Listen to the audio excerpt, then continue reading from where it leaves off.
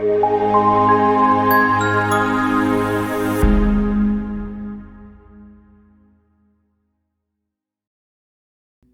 and welcome. Dr. Andy Rosenfarb here. Today we're going to talk about something that's very important to a lot of you. We're going to talk about how COVID may have affected or even caused and accelerated your eye condition. So this is a conversation that we've received a lot of inquiries about over the last 3 years. I've done a few videos of these. Some have been taken offline early on when they were having these, kind of medical misinformation situations. So now that environment is a little freer, shall we say, it's a good opportunity to help go back and help you guys understand a little bit more about COVID, how it affected your vision. And we're going to do a pretty deep dive today.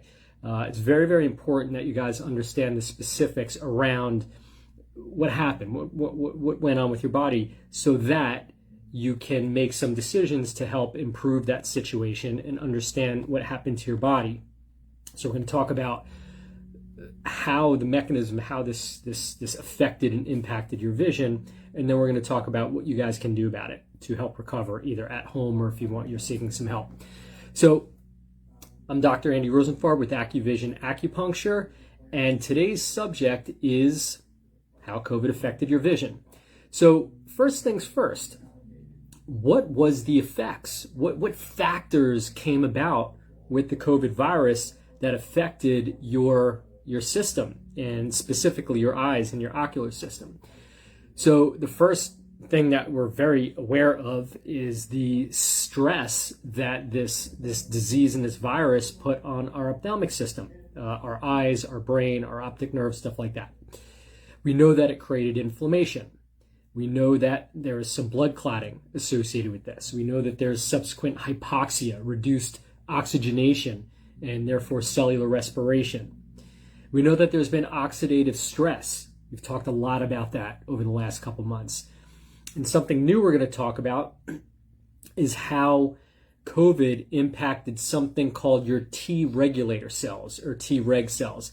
This is how, for a lot of you guys dealing with autoimmune related eye conditions, this is going to be big for you guys in terms of understanding and managing that.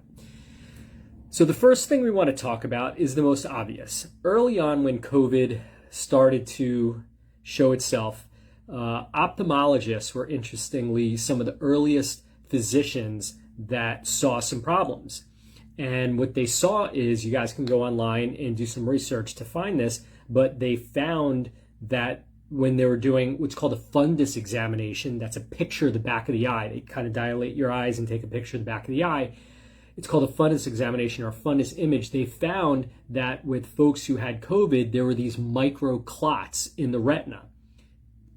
Seriously, there were these little blood clots that they saw accumulating in the back of the eye. So those are the first indicators that COVID was a disease that was creating blood clots in the body. Unfortunately, that wasn't given much attention to at all, but it was very significant and very relevant, because that gives us the first understanding, at least in terms of the effects that COVID had on our bodies. So that's the first thing we want to talk about. How did COVID increase blood clotting? It's an important thing to understand. So there's a few factors here we want to talk about. There are several factors that contribute to this phenomenon. The first one being endothelial dysfunction. Now, what's that? So the endothelial cells line the blood vessels, right? Our blood vessels are arteries, our veins, our capillaries, and these endothelial cells become inflamed, right? They swell and they're unable to regulate blood flow and prevent clot formation. So this dysregulation or inflammation of the endothelial cells, again, which line the blood vessels, created some problems, right? The blood wasn't being regulated very well. And they also help control clotting. So these blood vessels became swollen, inflamed, impairing the blood flow to the retina and the optic nerve, and to some degree the brain. So that was the first problem. The second thing that contributed to blood clotting was the inflammatory response, where we know that COVID, without question, triggered what's called a cytokine storm, and inflammation that promoted this active blood clotting factors and decrease platelets, right? So increasing the risk of clot formation, causing retinal occlusion or eye strokes. We saw a ton of this. All right, so that was the inflammatory response that gave way to more clotting, which is common. Another factor, the third factor here, is immunothrombosis. That's a big word. Now, COVID brought about this for a lot of patients where the immune system and the clotting process became intertwined. So the immune system and the blood clotting system kind of got interweaved with another, and the inflammatory signals that stimulate hyperactivity of clot formation as part of the body's immune response. So basically the body's reacting to this virus, and we had all these inflammatory signals going off, and some of those inflammatory signals resulted in the clot formation as a result of the body's immune response. So that's when we started to see all these clots happening. Again, and those clots can result, specifically, we've seen a lot of occlusions in the retina and optic nerve, and eye strokes, and even brain strokes. So let's talk a little bit more specifically about the cytokine storm. We mentioned that a little bit earlier. And the cytokine storm, which is the fourth main factor here regarding blood clotting, is characterized by an overproduction of pro-inflammatory cytokines. And the cytokines are basically, when we get a virus or an infection, it's how the body deals with this. We want to heat up, like we want to kill the virus and bacteria. It's the march of our body's military system to defend against these foreign invaders. So this hyperinflammatory state can promote clot formation by activating this clotting cascade, right? We have the cytokine storm, which has two things that happens. It activates the inflammatory cascade response and also a blood clotting cascade response, which isn't talked about as much. Again, causing blood clots in the brain, the retina, and the optic nerve, sometimes the macula, the brain, anywhere in the body. But obviously we're talking specifically as it relates to the eye and brain. The fifth factor is blood vessel damage. Okay, what's that? So the inflammation from this infection, COVID, can damage the blood vessels, their flexibility, and they start to harden up, right? They lose their patency and their flexibility, creating sites where blood clots are more common. So these areas that get harder and they're stickier, you're going to see more activity of blood clots forming. So it really had an effect on damaging these blood vessels, which subsequently caused more susceptibility to blood clots. And there was ultimately a prothrombotic state, right, where basically changes in the blood's coagulation parameters, meaning the body's chemistry and signaling, resulted in measurable values, right? We could go to the doctor. We see things like, your physician can monitor things like your D-dimer test, sedimentation rate, for clotting, potentials for clotting. We could also look at things for pro-inflammatory indicators like C-reactive protein and homocysteine. And these levels will rise that can indicate a higher probability of clotting and inflammatory processes. Finally, the last thing we want to talk about is vaccine-induced thrombosis. Okay, this is lesser known and less talked about, where the vaccines have been associated with an increased risk of blood clotting, and that's pretty common right now, pretty common knowledge that's happened. Also, inflammation is said with myocarditis, particularly cerebral venous sinus thrombosis and ocular thrombosis. Again, eye showing those pictures that we talked about earlier with the clots in the back of the eye or the retina that was showing up widely.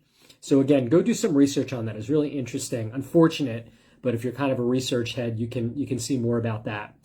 So now that we know about the clotting, let's talk more specifically, and inflammation, we talked about that as some of the driving factors. Let's talk a little bit more about how did the COVID virus cause vision loss? Like, what was the factor? So first is we know that the blood clotting in hypoxia was caused, right? Hypoxia means reduced oxygen to any given part of the body. We know that the retina is the highest oxygen containing tissue or utilizing tissue in the body. The retina requires a lot of oxygen to function. So does the brain. So does the heart. So any deficiency or insufficiency of oxygen to the retina is going to cause problems. So with the again, the COVID, either the vaccine or the virus, for some, created risk of blood clotting formation, as we discussed, thrombosis in some cases. And when these blood clots form in the blood vessels that supply the eyes with vital nutrients, oxygen to eat and breathe and get rid of metabolic waste, it could potentially lead to vision problems, because these blood vessels, this vascular system, whether it's the arteries, veins, or capillaries, get blocked with a blood clot, right? It's a clogged pipe. You don't get oxygen delivery. You don't get food. You don't get cellular detoxification. You don't get carbon dioxide removal from the cell. So the cells get sick and ultimately they can die. So that's the first one. The second one is there are neurological effects that result from COVID that a lot of people experience. There's neurological, ophthalmic neurological symptoms like retinal optic nerve occlusion, brains, inflammation, either local or systemic. A lot of people had things like pink eye when they had COVID early on, not so much later, but the first round, there was a lot of cases of pink eye. So we know that there was a lot of localized inflammation. A lot of people had respiratory issues. Some people had heart issues. Some people had rashes on their skin. So the inflammation was systemic, but for some it was also more localized. We also know that it created oxidative stress. We've talked a lot about oxidative stress, where the virus activity, the infection in the body, created a hyperactivity of free radical reactive oxygen species that made it very difficult for the body to keep up with. And so our body didn't have a reserve of antioxidants, so to speak, to manage this. So in short, our defense system couldn't keep up with not only the virus as it was insulting our body and attacking our body, but the waste, the byproducts of that battle where our body was going to war with this virus, and the die-off from the cells and all that, the garbage, the metabolic waste that was created as a result of our body fighting off this infection. And that waste was often in the form of reactive oxygen species and oxidate, which subsequently led to oxidative stress. So the fifth thing that really happened that is very, very significant for a lot of my patients who have autoimmune related eye conditions, whether it's things like retinitis pigmentosa, Usher syndrome, Stargardt's, uveitis, iritis, optic neuritis, and any optic nerve autoimmune type conditions. So we're going to talk a little bit more about specifically the T regulator cell's role in this. But what happened is COVID, like, threw gas on the fire of these pre-existing autoimmune type cases, like, again, RP, Usher, Stargardt's, optic neuritis, so on and so forth.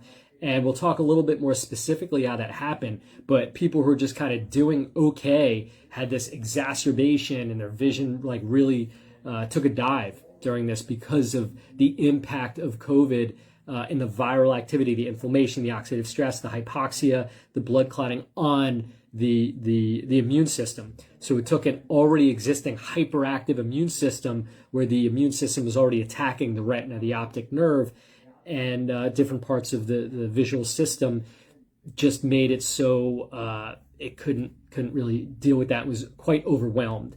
So a lot of you guys with RP or some of these conditions, again, uveitis or chronic autoimmune eye-related conditions, rod cone dystrophy, cone rod dystrophy, even things like macular degeneration, right, which we know often are driven by inflammation, were exacerbated, because if that's part of your pathology and oxidative stress, all these effects of this condition had this cascade effect.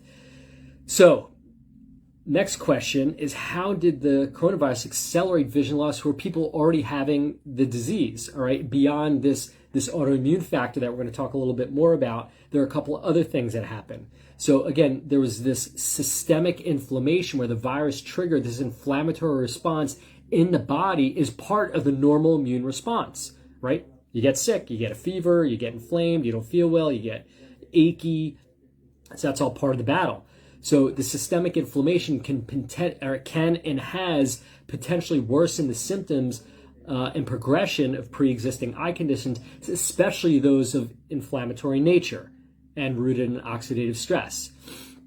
So another thing that happened, which we didn't really think about too much, was the use of steroids. Early on, and even later on, physicians were using cortisone injections for a lot of COVID cases. And one side effect of using cortisone and steroid injections to help with the inflammation, which resulted from COVID, to help people breathe better and whatever else was going on, that use of steroids for many increased intraocular pressure, eye pressure, which led to glaucoma. So we had a lot of spontaneous cases of glaucoma as a result of the treatment, right? Using steroids to help reduce your symptoms, but some people responded negatively to that steroid treatment by developing glaucoma, which happens. That's quite common.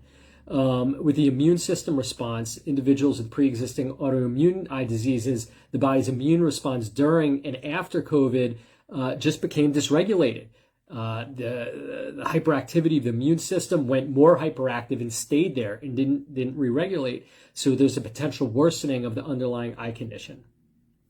Finally, which seems pretty obvious, which we talked about a lot, was reduced access to care. Whether it was our patients coming to see us here at clinic, whether you're a new patient or return patient, and or going to your eye doctor. So maybe you had like some eye condition, maybe you had an eye stroke, maybe you had your eye pressure went up, maybe you missed a couple appointments, your vision was getting worse, and you couldn't get to your eye doctor, or you couldn't get to us. And individuals with pre-existing eye conditions or spontaneous acute eye conditions may have experienced a disruption with their eye care, whether it's conventional or alternative, and delayed or missed appointments or reduced access to clinics because of travel restrictions may have significantly contributed to an exacerbation, onset, and or acceleration of these eye conditions. So not having access was really a factor for a lot of people as well.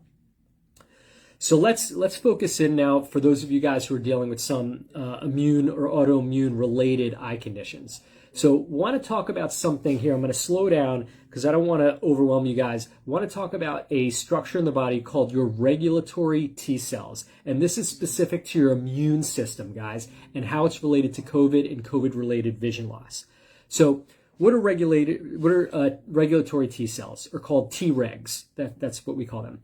Regulatory T cells are essential for maintaining immune balance and preventing harmful immune responses. So they keep your immune system strong enough, but not overactive, right? They regulate, as the name would suggest, the immune system. So the immune system doesn't become too insufficient, where we become more susceptible to infections and cancer, or they don't become hyperactive, where we have conditions like autoimmune.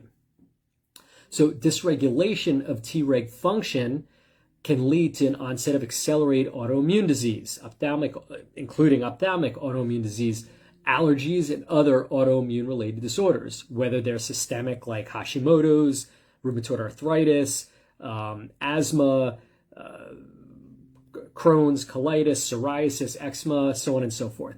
So it can create a spontaneous onset, or it could throw gas on the fire. If you've been in remission, it can reactivate that. So by causing a lot more inflammation, oxidative stress, and just, again, pretty much throwing gas on the fire. So this inflammatory immune response that can cause inflammation anywhere in the body, of course, including the visual system. So again, when this so COVID, really what I'm trying to say here is COVID caused a disruption and a dysregulation of these T regulator cells so that our bodies weren't able to control the once controlled or prior controlled immune function. So the immune system went haywire, guys. What happened is that people with optic neuritis or Usher's or Stargardt's or some of these eye conditions, again, that in my opinion and experience are rooted in autoimmune pathology, all of a sudden they just had significant vision loss after being pretty stable and plateau for a while. And this is why. Because there was a dysregulation of these T cells, which keep the immune system in check, again, from being hyperactive, which includes mostly autoimmune condition. That's the relevant point here. So that's what happened. Very, very important for you guys to understand that. Again, all you need to know there, the takeaway there is that COVID or the vaccine, not for everybody, for some, was a catalyst to dysregulate the T T regulator cells, or the Treg cells of the immune system, so that the immune system was not able to regulate the immune response, resulting in inflammation, oxidative stress, poor blood flow, vascular inflammation, ophthalmic ocular cell stress, which continued to the slow and or accelerated progress of these eye conditions. Now, next question. How do we dampen this T cell inflammatory response? Glad you asked. So fortunately, there's a lot we can do to profoundly influence Treg cells to dampen this inflammatory oxidative stress response. The goal is to help re-regulate that, retrain that response, and reduce inflammation and oxidative stress. So the ways that we do this, or we have been doing this with our patients in clinic, are, of course, acupuncture is very, very, very effective for helping regulate the immune system. Extremely effective. That's one. There's actually a lot of research. If you research heads want to go check that out on PubMed or Google Scholar. So acupuncture can be really, really helpful, not only for the eyes, ophthalmic acupuncture, but systemically, just to help downregulate a hyperactive immune system associated with autoimmune conditions, or if you have something like long COVID, or your immune system's been rocked after COVID, your immune system's beat up and weak, and you continue to get colds and flus and sick, stuff like that. So that's the first thing. The second thing to help dampen the cell inflammatory response is adding supplements like glutathione. Glutathione is so effective here for helping to regulate and reduce this pro-inflammatory T cell response. So glutathione, by taking glutathione supplements that support, there's glutathione creams, there's NAC, and there's liposomal glutathione, as well as IV injections. I like the liposomal glutathione. It's just the easiest to take. The other thing, we can look at our supplements and nutrients that can help glutathione recycle in the body. That's right. Glutathione can actually recycle in the body.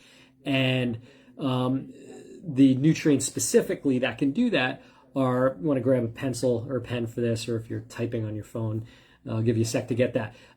S-acetyl glutathione is what we use to help recycle. Liposomal glutathione, you can use a glutathione nebulizer, IV or suppository. And again, the recycling agents are cordyceps, very, very good for supporting glutathione antioxidant activity.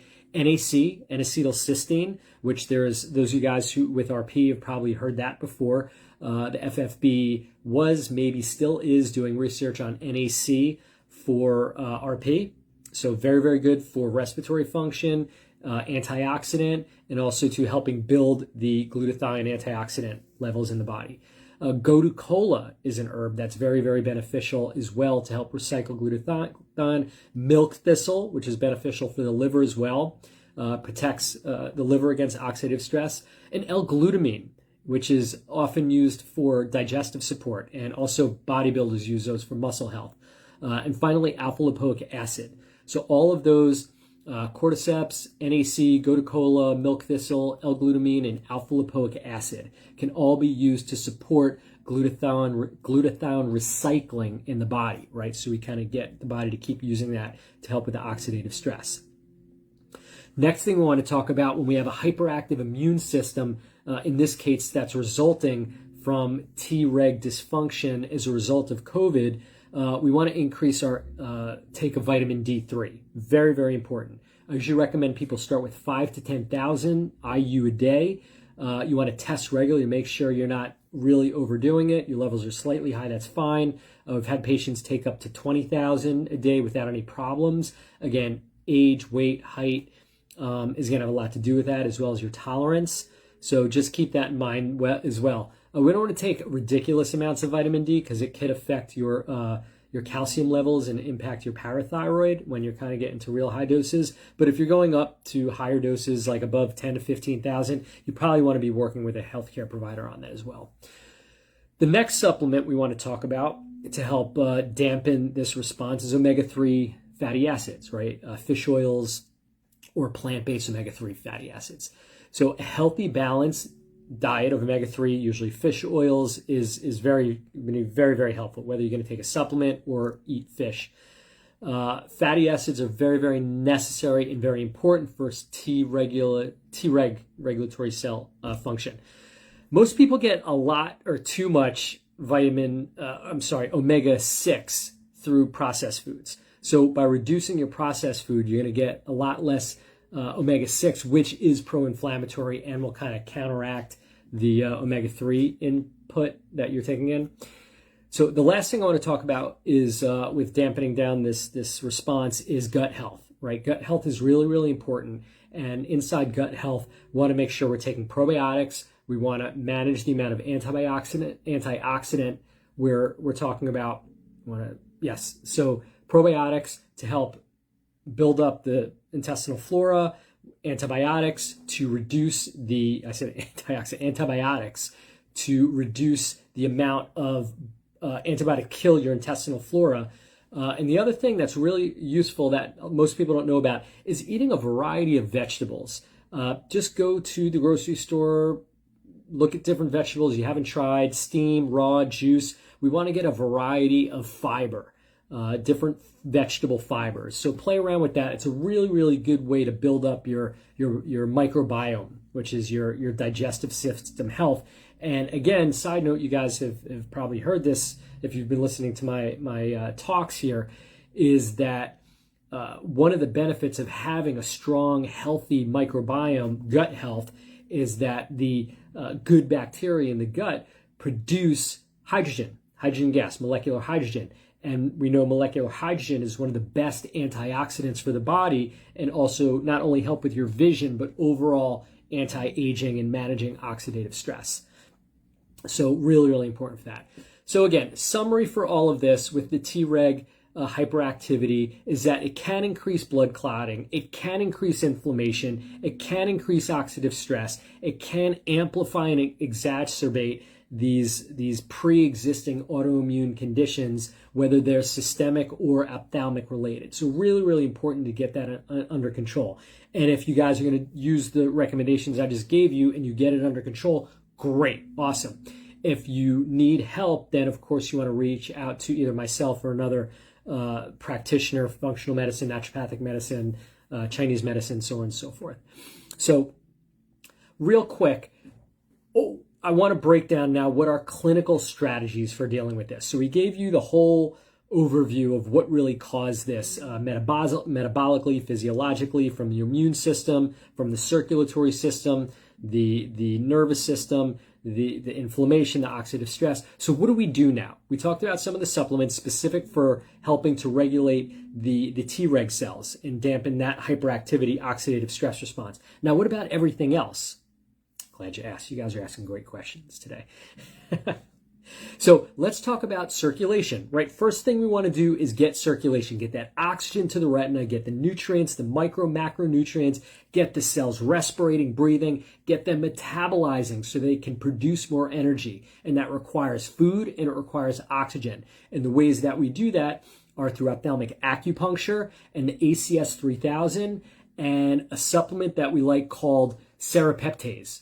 All right, serapeptase is one of the most important. When you see blood clotting and there's things like high D-dimers or any history of eye stroke, retinal stroke, retinal vein occlusion, CRVO, NAION, any of these, serapeptase early stage is going to be really, really beneficial for that.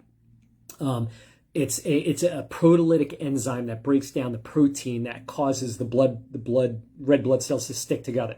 So you're breaking, it's an enzyme that breaks down the protein so these blood cells aren't going to stick together, which reduces clotting.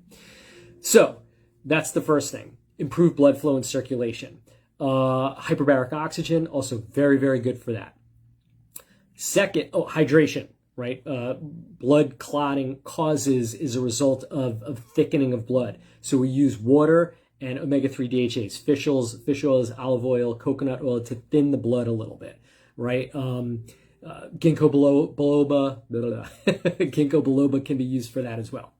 So second thing we want to do is wake up the dormant cells. We talked about that the inflammation, oxidative stress, or the shock to the system caused by COVID and or the vaccines can cause the cells to go into a dormant sleeping state. That means they go into a comatose state. They're not dead but it's like your cell phone. When the battery goes, it is just not working. It doesn't mean they're dead. They're just in a dormant state where they're not working. So we want to wake up these dormant cells. Again, we use things like ophthalmic acupuncture, the ACS 3000. In our clinic, we use laser therapy, laser acupuncture therapy, the I Qigong exercise. Anything that's a neurostimulant is going to help wake up the cells. And those are primarily our treatments like, again, ACS, acupuncture, electroacupuncture, so on and so forth. Anything that's going to help stimulate the neurovascular system to wake up those cells and recover that which is dormant. The third thing is to manage inflammation. I know, I say it all the time. Very important. Are my favorites for managing inflammation: Canavision, turmeric, curcumin, hydrogen, molecular hydrogen, or H2 tabs, and omega-3 DHA. Stay hydrated as well, very, very important. Fourth thing, oxidative stress. We've talked earlier that inflammation and oxidative stress often go hand in hand. So a lot of the nutrients and treatment modalities that help manage inflammation are also going to help manage oxidative stress. So we use specifically the hydrogen tabs, right, or hydrogen therapy here in the office. We can use glutathione as well as the glutathione recycler supplements that we mentioned a little bit earlier. NAC being one of them, cordyceps, alpha lipoic acid, so on and so forth. And then finally, we want to help regulate the immune function, which we talked in depth about, all right? Again, specifically with glutathione, vitamin D, H2, hydrogen, stuff like that. So that's going to pull a lot of weight here. If you guys do that on your own, you're going to really make a lot of strides. Of course, there's going to be specific nuances to your situation, and if you get great results doing this and it helps you out, awesome. For a lot of our patients with long COVID, we found that hydration, using things like electrolytes, molecular hydrogen, CBD or Canavision to help with the inflammation has really made a lot of benefits. If there's clotting issues, we use serrapeptase. So we have a lot available to you to help do that. And if you want more help, if you're kind of stuck or you think your case is advanced, or you saw a lot of vision loss, or it seems overwhelming to you, or you're just kind of like, you know what, I need some help with this, or I really want to, I'm serious about this, feel free to reach out to me, reach out to my office. You could post on our Facebook group. You could text our office. There's a million ways to reach out to us. But we want to hear about your case. We want to hear more about your situation so that we can find out if or how we could be able to help you. We do offer two types of treatment plans. We have at-home treatment, which again is the supplements. We'll have you do probably some ACS if that's something I recommend. And we'll usually do a telehealth consultation up to an hour where you and I will dialogue with you and or maybe your family members, and we could talk more about your situation and create a very specific tailored treatment plan that you can do at home to help you, improve your situation, specifically as it relates to your eyes and your eye health and your vision and or anything else. We also, of course, do have in-office treatment programs where our patients fly in from pretty much all over the world. They stay here for 1 or 2 weeks. We usually recommend new patients stay for 2 weeks, where we do our treatments are including our acupuncture, ophthalmic acupuncture treatments, our laser acupuncture, hyperbaric. We do our hydrogen therapy, pretty much everything we do here, alternating current stimulation. So these are the treatment modalities that will work with you while you're here, and those will be based on whatever your condition is. And we'll go through that together. So either of these are available to you. You can kind of go at your own based on the information we've given you. You can seek some at-home help. We can do an online consultation through telehealth, or if you feel that it's time to come in and get some help, again, feel free to call our office, reach out. You can also, if you're not already subscribed to our YouTube page, you can do that. Of course, most of you guys are probably watching this inside our Facebook group. If you're not, subscribe to that. You can also invite your friends, families, or anybody you know that may find this information beneficial to them. So I'm going to leave it there for this session. That was a little bit longer session than we usually do, but this is really important. I wanted to make sure that we took the time to go over all these specifics so that you guys have all the content and tools that you need to navigate through this post-COVID vision loss or vision disruption situation. So I'm Dr. Andy Rosenfarb with AccuVision Acupuncture, and your vision is our mission. See you next time. Bye-bye.